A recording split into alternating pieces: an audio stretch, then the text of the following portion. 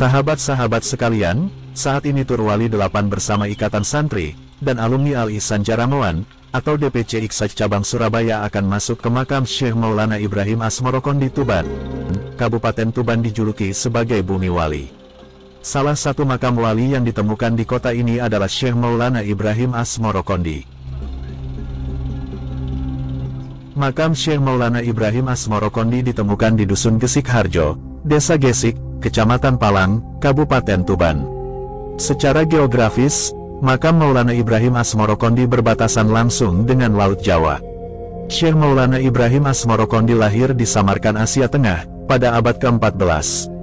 Dia merupakan seorang wali dan putra dari Syekh Jumadil Kubro, atau Syekh Jamaluddin Kubro. Syekh Maulana Ibrahim Asmorokondi juga merupakan ayah dari Sunan Ampel, Raden Muhammad Ali Rahmatullah. Dalam Babat Tanah Jawi menyebutkan bahwa Syekh Maulana Ibrahim Asmorokondi datang ke Jawa pada abad ke-14 Masehi, dan mendarat di pelabuhan Bandar Tuban. Di masa itu, Bandar Tuban menjadi salah satu pelabuhan utama bagi kerajaan Majapahit. Sebab itu, kedatangannya penuh kehati-hatian. Kemudian dia tinggal di wilayah yang tak jauh dari pelabuhan, tepatnya di Dusun Gesik. Tujuannya datang ke Jawa ialah untuk bertemu Raja Majapahit, namun, setibanya di Gesik, dia juga berdakwah mengajarkan agama Islam kepada penduduk setempat.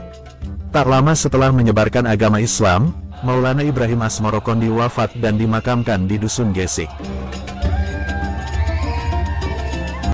Bagi banyak kalangan meyakini bahwa karomah dari Syekh Maulana Ibrahim Asmorokondi bisa meningkatkan derajat, dibukakan hati dan pikirannya dalam menerima ilmu, baik ilmu agama maupun ilmu dunia, dan dimudahkan dalam menyelesaikan segala urusan.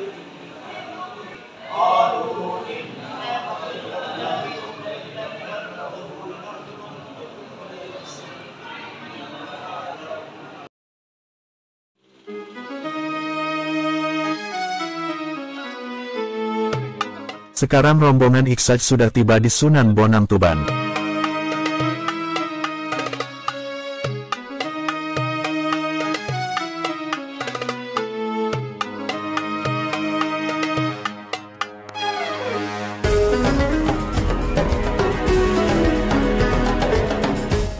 Raden Makdum Ibrahim atau Sunan Bonang ada pada abad ke-14 Masehi. Sunan Bonang juga dikenal sebagai seniman yang berdakwah dengan menggunakan sejumlah perangkat seni dan karya sastra. Sunan Bonang merupakan putra keempat Raden Rahmat atau Sunan Ampel dari perkawinan dengan Nyai Ageng Manila, putri Bupati Tuban, Arya Teja. Sunan Bonang lahir pada 1465 Masehi, di Surabaya dan tumbuh dalam asuhan keluarga ningrat yang agamis, yakni Sunan Ampel pendiri sekaligus pengasuh pesantren Ampel Denta. Pendidikan Islam diperoleh Sunan Bonang atau Raden Makdum Ibrahim pertama kali dari ayahnya sendiri. Sejak kecil, Sunan Ampel sudah mempersiapkan putranya itu sebagai penerus untuk mensiarkan ajaran Islam di bumi Nusantara. Beranjak remaja, Raden Makdum Ibrahim pergi ke negeri Pasai, Aceh, untuk berguru kepada Syekh Maulana Ishak, ayahanda Sunan Giri. Sejak kecil, sudah tampak kecerdasan dan keuletan Raden Makdum Ibrahim dalam menuntut ilmu. Selain dibimbing oleh Sunan Ampel dan Syekh Maulana Ishak, Raden Makdum Ibrahim juga berguru kepada banyak ulama lainnya. Hingga akhirnya, Raden Makdum Ibrahim diakui keilmuannya yang mumpuni dalam penguasaan fikih, usuluddin, tasawuf, seni, sastra, arsitektur, dan bela diri silat. Kelak, keterampilan silat Sunan Bonang berguna ketika ia mengalahkan seorang perampok bernama Raden Said. Raden Said pun tunduk dan bertobat, kemudian ikut menyebarkan dakwah Islam dan menjadi anggota Wali Songo yang dikenal dengan nama Sunan Kalijaga. Dakwah Sunan Bonang dimulai dari Kediri, Jawa Timur. Ia mendirikan langgar atau musoloh di tepi Sungai Brantas, tepatnya di Desa Singkal. Diceritakan, Sunan Bonang sempat mengislamkan Adipati Kediri, Arya Wiranatapada, dan putrinya. Sunan Bonang wafat pada tahun 1525 Masehi, dan saat ini makamnya berada di kota Tuban, Jawa Timur.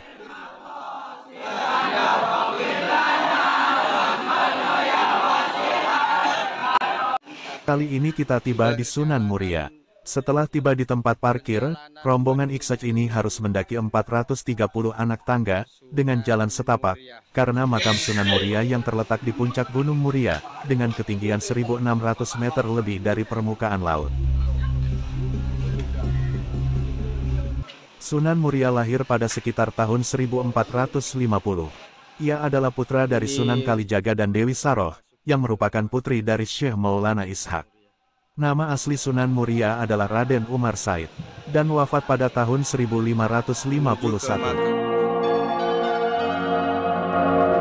Makamnya berada di lereng Gunung Muria, Kecamatan Colo, atau 18 km dari kota Kudus. Sunan Muria yang lebih senang tinggal di daerah terpencil bersama rakyat jelata ini, berdakwah dengan mengajarkan berbagai keterampilan pada masyarakat, seperti bercocok tanam, kesenian, dan berdagang.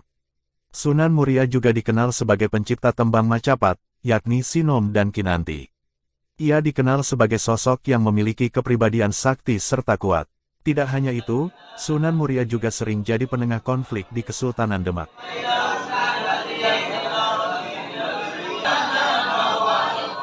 Sunan Muria mengajarkan kebaikan dan ketauhidan kepada Allah Subhanahu wa Ta'ala melalui media gamelan, tembang, dan wayang. Selain itu, Sunan Muria juga mengajarkan nilai-nilai moral seperti hidup sederhana, kedermawanan, dan bijaksana kepada masyarakat. Dalam berinteraksi dengan masyarakat, Sunan Muria menjaga tradisi lama, tetap berlangsung tanpa memberikan perubahan, selama tidak melanggar nilai-nilai Islam, seperti menerima upacara tingkeban atau mitoni. Sunan Muria lebih memilih tinggal di pegunungan dan jauh dari keramaian kota, karena beliau memiliki sifat menyendiri. Selain itu, Sunan Muria juga lebih suka untuk berbaur dengan rakyat biasa dan tidak menyukai keramaian.